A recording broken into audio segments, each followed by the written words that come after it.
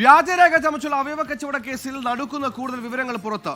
കേരളത്തിന് പുറമെ തമിഴ്നാട്ടിലും ഇരകളുണ്ടെന്നാണ് കണ്ടെത്തൽ. അവയവ കച്ചവടത്തിൽ കൊച്ചി സിറ്റി പോലീസും പ്രത്യേക അന്വേഷണ സംഘം രൂപീകരിച്ചു.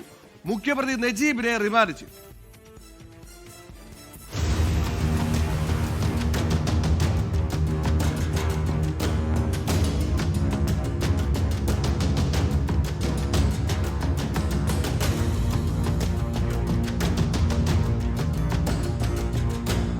അവയവ കച്ചവടത്തിനായി വ്യാജരേഖ ചമച്ച കേസിന്റെ അന്വേഷണം തമിഴ്നാട്ടിലേക്ക് നീളും.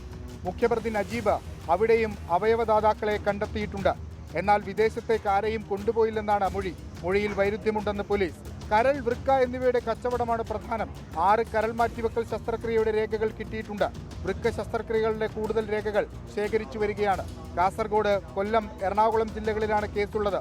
സംസ്ഥാനതല അന്വേഷണമുണ്ടാകും. ജില്ലാ കേന്ദ്രീകരിച്ച് സ്പെഷ്യൽ ടീമുകൾ ഓൾറെഡി ഉണ്ട്. ഇപ്പോൾ സ്റ്റേറ്റ് വൈഡ് ഒരുമിച്ച് കോർഡിനേഷനായിട്ട് മുൻപോട്ട് കൊണ്ടുപോകാൻ പറ്റും. ജനങ്ങളിൽ ഇതൊരു വലിയ രീതിയിലുള്ള നെറ്റ്വർക്കാണ്. ജനങ്ങളിൽ വിക്ടിമുകളെ കണ്ടെത്തുക, അതുപോലെ ആവശ്യമുള്ള ആൾക്കാരെ കണ്ടെത്തുക, അങ്ങനെ ആ രീതിയിലുള്ള ടീം. നജീബിന് ക്രിമിനൽ പശ്ചാത്തലമുണ്ട്.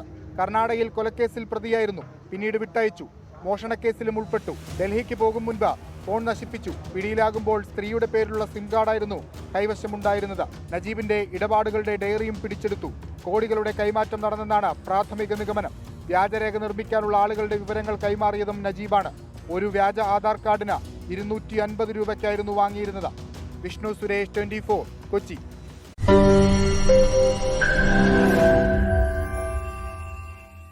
ലോകത്തെവിടെയായാലും ഏത് സമയത്തും 24 വാർത്തകളും ഓഗ്മെന്റഡ് റിയാലിറ്റി പാക്കേജുകളും എക്സ്പ്ലെയിനറുകളും വിശദമായി കാണാൻ ഞങ്ങളുടെ യൂട്യൂബ് ചാനൽ നിങ്ങൾക്ക് സബ്സ്ക്രൈബ് ചെയ്യാം.